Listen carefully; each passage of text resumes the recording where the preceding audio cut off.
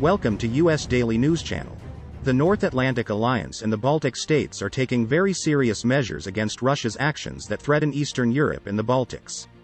Under the leadership of the US, the NATO Air Force and Sweden conduct reconnaissance and intelligence flights every day over Eastern Europe, Western Russia, Belarus, Ukraine and the Black Sea. At the same time, NATO Navy forces patrol the Baltic Sea, both observing the movements of Russia's Baltic Fleet and ensuring the security of military shipments made by ships to countries such as Estonia. In addition, the U.S. Navy conducts exercises to ensure security in the region and aims to keep the Baltics safe against Russia. The fact that the missile destroyers belonging to the U.S. Navy appear at 40 to 50 kilometers from the Russian borders, making Russia uneasy, may mean that the messages that the USA wants to send to Russia are being transmitted. We will soon evaluate the heated tensions in the Baltic Sea together with the real naval moves that make Russia uneasy from the point of view of Russia, the USA and NATO. Mobility in the Baltic continues to increase day by day. Especially the UK and USA shipments to the region are increasing day by day. The red alert level has been raised in recent days against Russia, which has made a serious military shipment to the Baltic Sea from the Kaliningrad border in the northern Russian border. NATO, which considers the peace talks process in Ukraine a hoax, is holding tight to its measures. In the Baltic Sea today, JEF partners supplied military vehicles and equipment to the British-led NATO battle group in Estonia. The UK Royal Navy, together with its Joint Expeditionary Force, JEF partners, conducted freedom of navigation patrols in the Baltic Sea region. Ships, aircraft and personnel from the United Kingdom, Denmark, Sweden, Estonia, Latvia and Lithuania took part in the mission. In addition, the activities of the U.S. Navy in the Baltic Sea attract attention. 2 warships from the U.S. Navy held midterm exercises with 2 warships in the German Navy in the past weeks. Also on Thursday, the U.S. missile destroyers USS Forrest Sherman and USS Donald Cook arrived in the Polish port of Gdańsk after conducting joint exercises with the Polish Navy.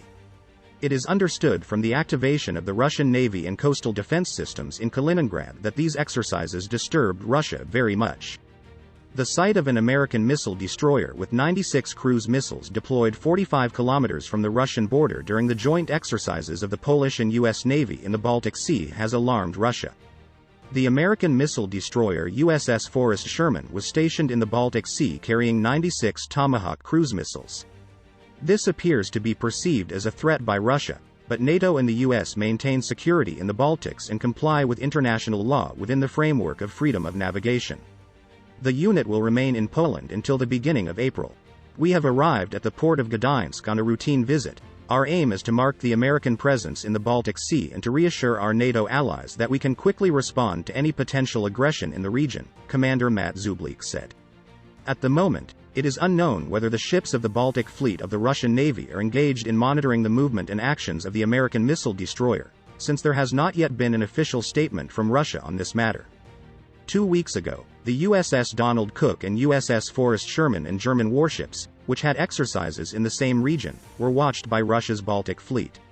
Russia did not feel confident in the exercises held near the Kaliningrad region, and Russia increased its measures against the NATO Navy. However, as we have just mentioned, Russia has not yet taken any action against the US and NATO Navy, and this may be due to its inability to turn its attention to the Baltics due to the massive blow it received from Ukraine. On the other hand, it is still a matter of curiosity how the Russian Baltic Fleet will react to the US Navy. In the incident 2 weeks ago, the approach of 2 warships of the German Navy and 2 US warships to Russian territorial waters in the Kaliningrad region alarmed Russia's coastal defense systems. It was stated that the warship, Zaksin, and the patrol boat, Jukas, of the German Navy approached 40 to 50 kilometers from Russian territorial waters near the Kaliningrad region. At the same time, the U.S. Navy Arleigh Burke-class destroyers USS Forrest Sherman and USS Donald Cook conducted maneuver exercises with the German frigate FGS Zaksin in the Baltic Sea.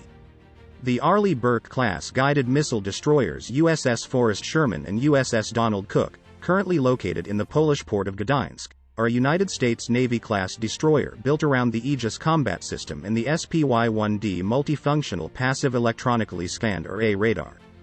The Flight IIA Arleigh Burke class has a length of 509 feet and a width of 59 feet and a displacement of 9,496 tons.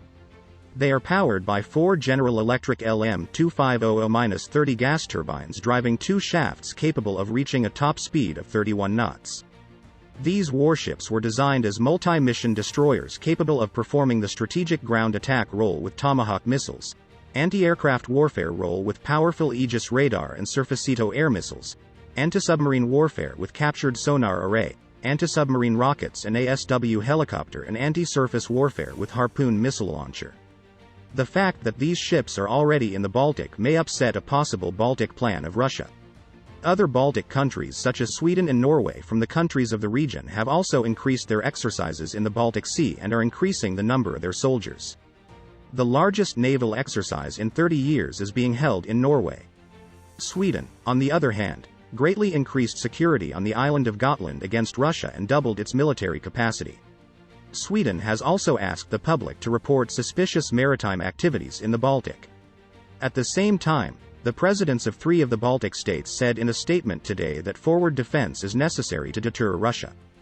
The presidents of the 3 Baltic nations agree the time of providing tripwire forces to NATO's eastern front is over and must be replaced with a strengthened forward defense to deter future Russian aggression in Europe. Speaking at an online Atlantic Council forum Tuesday, Lithuanian President Gitanas Nausėda said his country continues to face a serious threat along the Suwalki Gap, the 80-kilometer stretch of territory between Kaliningrad, home to large Russian naval base on the Baltic, and Belarus, a key Kremlin ally in the invasion of Ukraine. It has only been 11 years since the last Russian soldier left Lithuania while still stationing forces nearby, Nausėda said. Kremlin attacks on neighboring states like Moldova, Georgia and in Ukraine's Crimea and eastern provinces have not stopped but accelerated with the unprovoked attack on Kyiv last month.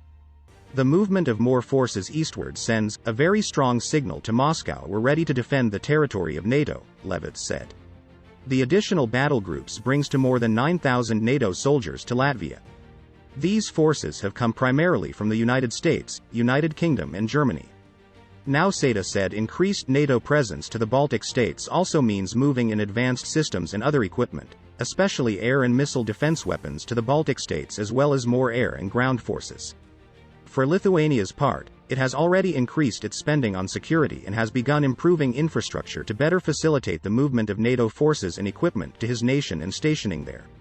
With the Russian invasion stalemated in Ukraine, the possibility of Moscow using chemical or biological weapons or tactical nuclear weapons to get its way would change the situation completely of NATO's response, Levits said.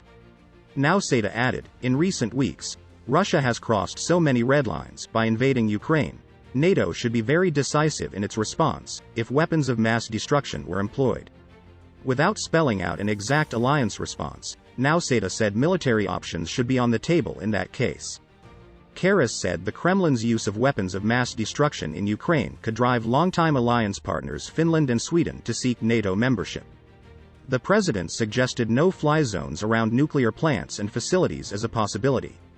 The 3 said their nations are moving rapidly to reduce their energy dependence on Russian supplies. To fill the gap, the 3 presidents are looking to the United States for liquefied natural gas shipments to meet their future needs.